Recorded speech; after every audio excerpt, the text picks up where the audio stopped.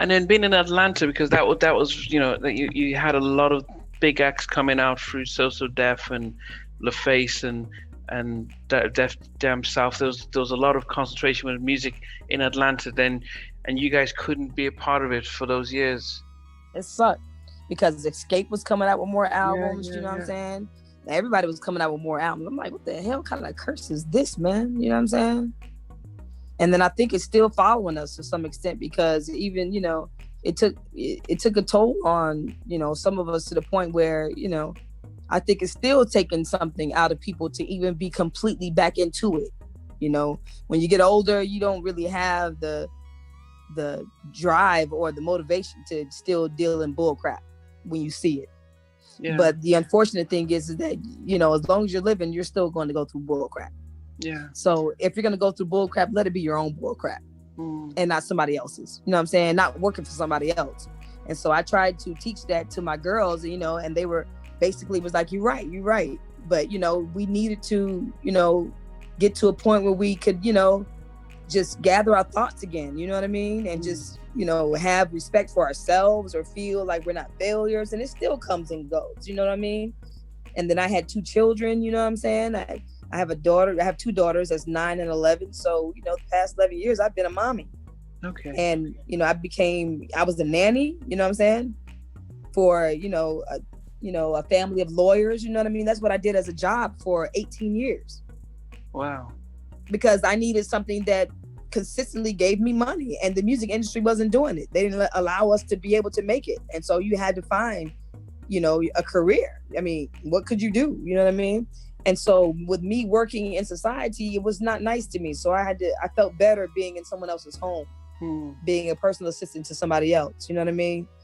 And that kind of gave me, some serious, insight on having some serious humbleness, to, be a celebrity in one side, and then another side of my life, I'm like, what else do you need me to do? Kind of shit. You know what I'm saying? Yeah. And so for me to swallow that I still swallow it, but I got a chance to know the family and love them. I've been with their daughters, I've raised them, so it allowed me to enjoy my life still without, feeling like I'm just a complete failure. And because there's nothing outside of, music and stuff that God has blessed me with that I want to, be indulgent. I don't want to be a doctor, that's not me.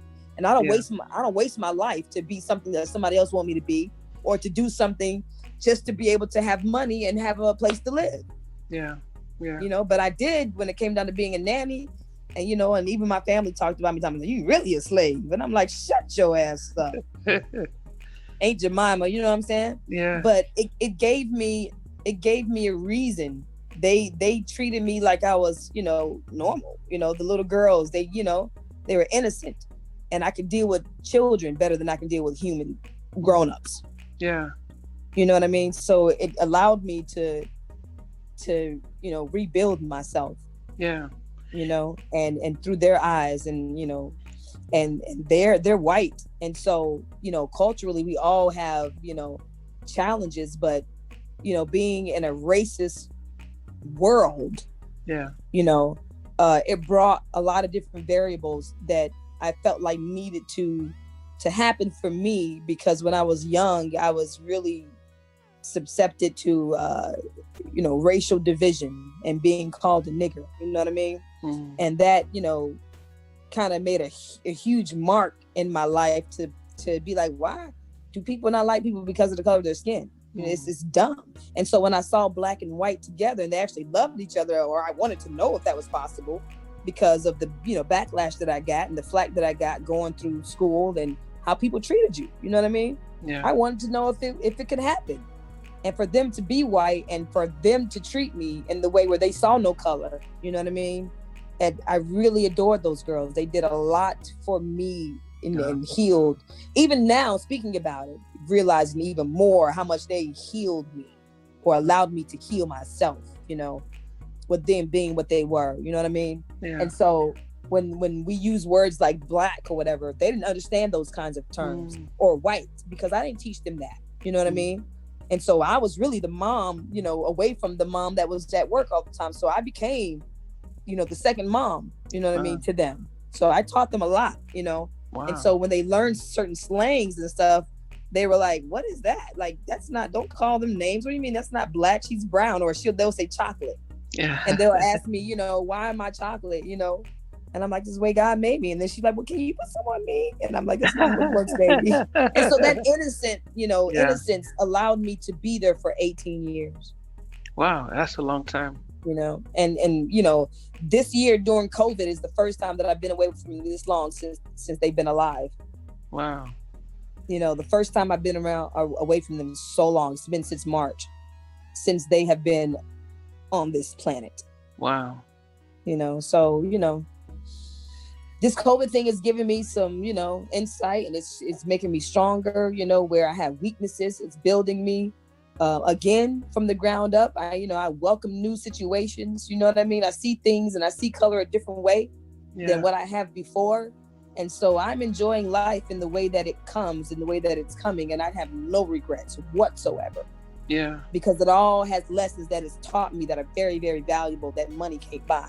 Yeah. You know? Now, as a group, so, because I know you've come up with a new single, congratulations. Mm-hmm. How did you guys come back together to say, let us start to record? Because I would take it that you guys still all live in Atlanta? You know? No, I'm the only one that's still here. Everybody else moved back home after the group broke up and things didn't transpire. So they haven't lived here in a long time. Yeah. But we've always, like I said, once we got back together after we healed from the situation that happened, you know, previously, we knew that we had a specialness, you know, and it was just really about us getting that bond again before we could even talk about music, you know what I mean? And so we just had to just regroup as, you know, as individuals, as sisters, as females, as, you know, future endeavors, and understanding why we did things and, you know, the intentions thereof. And, you know, and you have to do that in order to start the ball rolling, so you can be like, all right, now I can, you know, I can move from where my foot is in now, and I can keep moving, you know what I'm saying? So it's still been you know, I've had a lot of Dr. Ruth. I still got to do a lot of Dr. Ruth with them, you know what I mean? You know, and it's fine because everybody has their strongs and strengths, you know, and that just happens to be one of mine when it comes down to bringing the group together. You know, I was always the one that was close with each of them, you know, because of, you know, who I was, you know. Everybody came to my part, my spot. I was found Athena, and Lavonn came to me, you know what I'm saying? So everybody has the connection with me. And so when it comes down to me just, you know, putting some out there, everybody's, you know, more inclined to listen to it because of where I basically have brought the situation, you know? Yeah. You know, so I just, you know, we really want to do more. It's just that once you run into things that you ran into before, you kind of like are taken back again, like, man, it's still happening, you know what I mean? But then you have to realize that it's going to happen as long as people are alive. People are not going to change. You know what I'm saying? That's just not how it is. So we have to move a different way to know that, all right, you can't rock with me like this because I'm not no freaking doggone green-eared girl. You know what I'm saying? I'm pretty seasoned. This is Sazon over here, seasoned salt. You know what I'm saying? This ain't no doggone Morton salt. Yeah. You know what I'm saying? So when you allow people to know where you come from, they don't try you as much. You know, it's same thing with, you know, just, you know, being a nice looking person. You know, you always got to dodge the people who want to stick you. You know what I'm saying? Stick their penis in you, dude. You know what I'm saying? So, you know, you dodging stuff all the time. You know, in different scenarios in the same way. You know, it's a different circumstance, same situations, basically. Or different situations, same circumstance. Yeah. So, you know, people would probably won't forgive me if I don't ask this question. After all these years, and you guys are all in the same town, yourselves and Keith Sweat, have you guys sort of put things apart? Because I know you guys did the sweatshop back in 2007, but have you guys in a position where bygones are bygones, you can still say hi if you see on the street? And let me tell you, I have no ill feelings whatsoever with Keith, none. He is our musical father. You know, he allowed us to have a way in this business. You know what I'm saying? I understand why Keith is who he is. I understand why he made the moves business-wise. You know what I'm saying? For me to be pissed off and upset. I understand all of them. I can't say that I always agree, but I understand. And so with me coming to that understanding and conclusion, then I can't really hate him in any kind of way, because, you know, this business is cruel to everybody. It was cruel to him too. You know what I'm saying?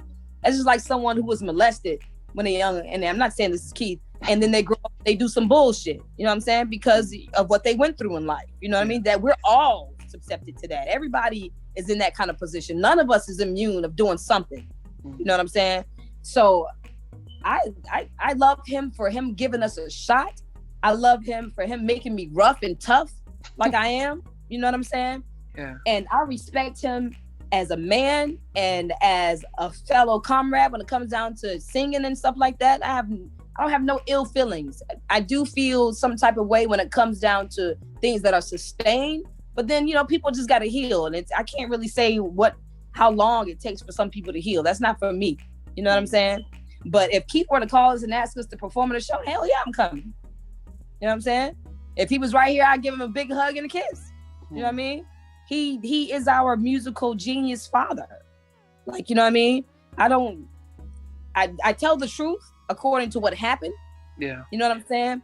But I'm not going to carry the negativity with me. Yes. It does me no good whatsoever. You know what I mean?